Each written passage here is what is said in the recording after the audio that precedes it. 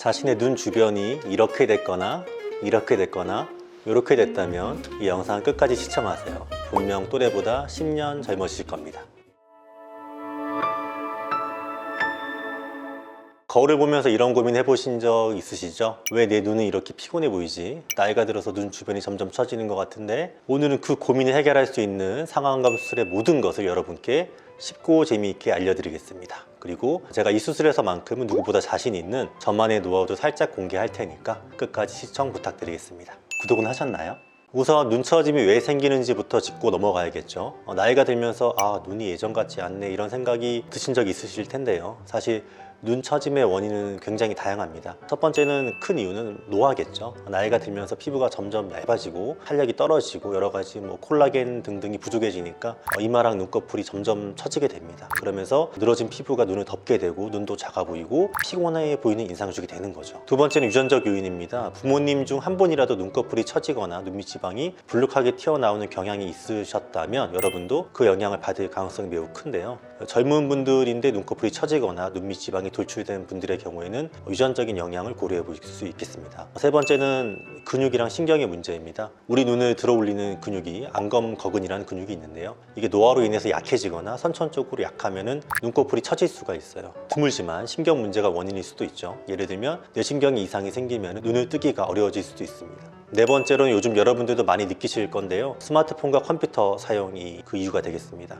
나이가 들어서 노안이 오면은 가까운 것을 볼 때 초점 맞추기가 어려워지고, 그로 인해서 미간의 인상을 쓰면서 화면을 보게 되는데, 이렇게 미간의 인상을 쓸 때 사용하는 근육들이 이마와 눈썹을 아랫방향으로 끌어당기는 근육들이거든요. 이런 습관이 지속이 된다면 이마와 눈썹의 처짐이 가속화되면서 눈두덩이의 덮임이 점점 심해질 수밖에 없습니다. 마지막으로는 중력의 영향과 건강의 문제도 눈 처짐의 원인이 될 수 있습니다. 세월이 흐르면서 24시간 동안 작용하는 중력이 눈 주변 조직을 아래로 끌어당기기 때문에 처짐이 생길 수 있고요. 안구 건조증이나 갑상선 질환 같은 건강 문제도 눈 처짐에 영향을 줄 수 있습니다. 상안검 수술은 눈꺼풀이 처져서 눈이 답답하거나 시야를 가리는 경우에 적합한 수술입니다.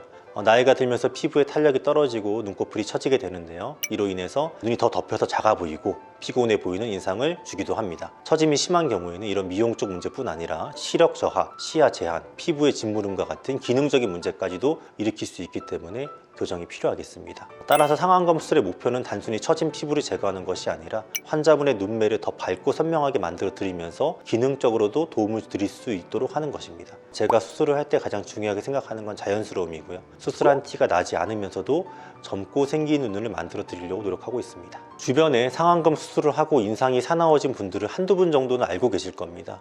그런 지인들의 변화를 보거나 들으면서 상안검 수술에 대한 두려움을 가지고 계신 분들이 분명히 많으실 거거든요. 상안검 수술을 하면 왜 인상이 사나워지는 거고, 그러면 그것을 막으려면 어떻게 해야 되는지 하나씩 알아보도록 하겠습니다. 사실은 눈두덩이 피부가 처지는 것보다 훨씬 더 먼저부터 이마랑 눈썹이랑 두피가 내려오기 시작을 합니다. 그래서 눈두덩이가 사실 처졌다고 생각을 하시지만 상당히 많은 부분이 이마와 두피와 눈썹이 처진 거에 영향이 많습니다. 24시간 동안 우리 피부를 잡아당기는 중력으로 인해서 눈두덩이 피부가 점점점 내려오는 것과 더불어 두피와 이마, 눈썹으로 이루어진 하나의 판이 점점 아래로 처져 내려오게 되고요. 처져 내려온 이마가 눈두덩이를 아래로 눌러서 눈이 더 덮이게 하고 시야가 더 안 보이겠죠. 이제 그런 상황에서 우리의 몸은 앞을 보기 위해서 무의식적으로 이마의 근육을 수축시켜서 눈썹을 치켜뜨는 보상 동작을 하게 됩니다. 이렇게요.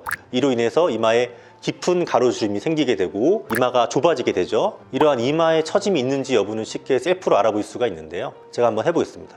눈을 감고 모든 힘을 다 뺐을 때, 눈을 떴을 때 눈썹이 올라간다면 저도 이마 처짐이 있는 겁니다. 이게 사실 노화로 인해서 처져 있던 눈썹의 위치를 무의식 중에 올려주기 때문에 눈썹이랑 눈 사이 거리를 좀 멀게 유지시켜주는 좋은 작용도 하고 있다고 볼 수도 있습니다. 근데 이제 이런 상황에서 처짐이 있는데 상안검 수술을 하면 어떻게 되겠습니까? 처져 있는 피부를 잘라내고 쌍꺼풀을 만들어 주게 되면은 눈 앞을 덮고 있는 늘어진 피부가 사라지게 되고 앞이 잘 보이게 되겠죠. 그러면 이제 더 이상은 이마를 사용할 필요가 없어지게 되고 이마 근육을 사용하라는 명령을 안 내리게 됩니다. 눈썹이 현재 나이에 처져 있는 위치로 갑자기 뚝 떨어지게 되고 눈썹과 눈 사이가 되게 좁아질 수밖에 없는 거죠. 우리가 보통 눈썹과 눈이 좁으면은 인상이 좀 세다고 하거든요. 브래드 피트나 톰 크루즈 같은 사람들 보면은 되게 인상이 강해 보이잖아요. 그런 인상으로 변하게 되는 거죠.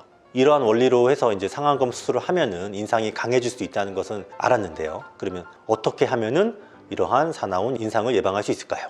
정답은 이마 거상입니다. 모든 병은 원인을 치료해야 제대로 치료가 되지 증상만 조절해서는 완치가 안 되잖아요. 똑같은 원리입니다. 원인을 해결하지 않고 눈두덩이에 몰려있는 증상만 피부로 잘라서 조절을 하게 되니까 완치가 되지 않고 인상이 사나워지는 부작용이 생기는 거거든요. 처져 내려온 이마라는 원인을 교정하는 것이 올바른 치료법이고요. 이마가 처진 부분은 이마를 다시 위로 당기는 내시경 이마 거상을 해결을 하고, 눈두덩이 피부가 처진 것은 최소한으로 잘라서 해결하면은 젊은 시절의 화사한 눈매로 다시 돌아갈 수가 있습니다. 이때 만약에 쌍꺼풀이 젊었을 때부터 있었던 분이라면은 눈썹 밑에서 잘라내는 눈썹파 거상술을 병행한다면은 쌍꺼풀 라인 위쪽에 얇은 피부를 자르지 않고 눈썹 밑에 두꺼운 피부를 잘라서 처짐을 해결하기 때문에 좀 더 얄쌍한 느낌의 자연스러운 쌍꺼풀 라인을 회복할 수 있고요. 만약에 쌍꺼풀이 없는 분이라면 두 가지 경우를 생각해 봐야 되는데요. 첫 번째로 눈두덩이 피부 처짐량이 많지 않다면은 내시경 이마 거상으로 상당 부분의 처짐을 해결을 하고, 약간 남는 처짐이 있다면 걔를 상안검을 하면서 조금만 피부를 절제하면서 쌍꺼풀을 만들 수 있고요.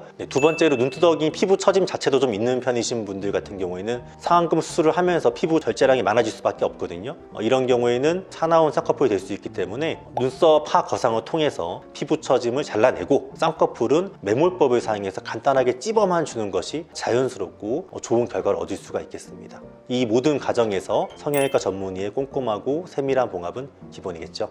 오늘은 상안검 수술에 대해서 알아보았는데요. 도움이 좀 되셨는지 모르겠습니다. 혹시 더 궁금한 게 있으시다면 언제든지 댓글로 남겨주시고요. 오늘도 시청해주셔서 진심으로 감사드립니다. 감사합니다.